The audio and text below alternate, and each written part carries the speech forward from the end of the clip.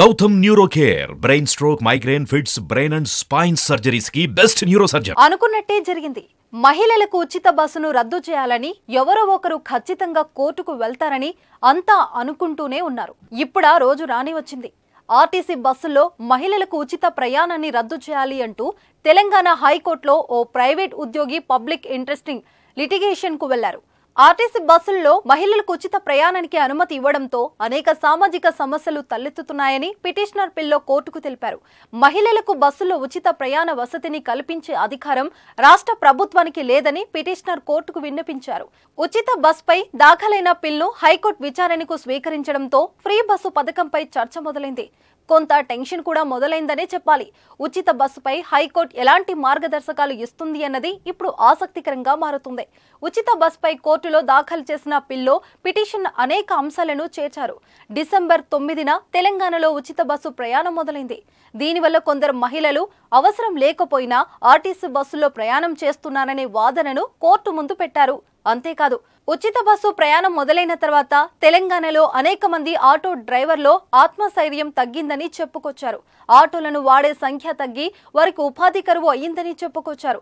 1950లో కేంద్ర ప్రభుత్వం రూపొందించిన రోడ్డు రవాణా చట్టం ప్రకారం ఆర్టీసీ కార్పొరేషన్ ఏర్పాటైందని, ఆర్టీసీ బస్సుల్లో మహిళలకు ఉచిత ప్రయాణానికి అనుమతించే అధికారం రాష్ట్ర ప్రభుత్వానికి లేదన్నది పిటిషనర్ వాదన. దీంతో పాటు మహిళలకు ఉచిత బస్సు ఇస్తే పురుషులను అవమానించడమే కదా, పురుషుల పట్ల వివక్ష చూపించడనట్టే కదా. ఇది రాజ్యాంగంలోని 15వ అధికరణకు వ్యతిరేకమని కోర్టుకు నివేదించిన పిల్లో పేర్కొన్నారు. మహిళలు ఆర్టీసీ బస్సులో ఫ్రీగా ప్రయాణిస్తున్నారు. వారు ఆర్టీసీ కండక్టర్ దగ్గర జీరో టికెట్ తీసుకుంటున్నారు.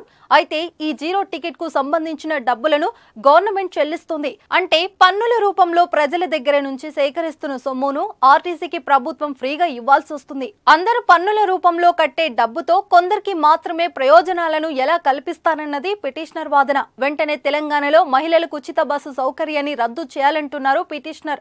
నిజానికి కాంగ్రెస్ ను అధికారంలోకి తీసుకొచ్చిన 6 గ్యారెంటీలో ఉచిత బస్సు చాలా ముఖ్యమైంది. మహాలక్ష్మి పథకం కింద ఆర్టీసీ ఇచ్చిన ఉచిత బస్సును కూడా ప్రకటించింది. అయితే ఉచిత బస్సు సౌకర్యం అందుబాటులోకి వచ్చిన తర్వాత తెలంగాణలో ఆటో డ్రైవర్లు ఆందోళన బాటపట్టారు. ఉచిత బస్సు తమ పొట్ట కొట్టిందని బోరున విలిపించారు.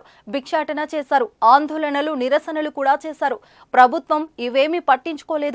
అయితే కష్టాల్లోకి వెళ్తున్న ఆటో డ్రైవర్ల సంక్షేమంపై దృష్టి పెడతామని చెప్పుకొచ్చింది. ఈలోపే హైకోర్టులో పిల్ పడడంతో ఉచిత బస్సు ప్రయాణం ఉంటుందా, రద్దవుతుందా?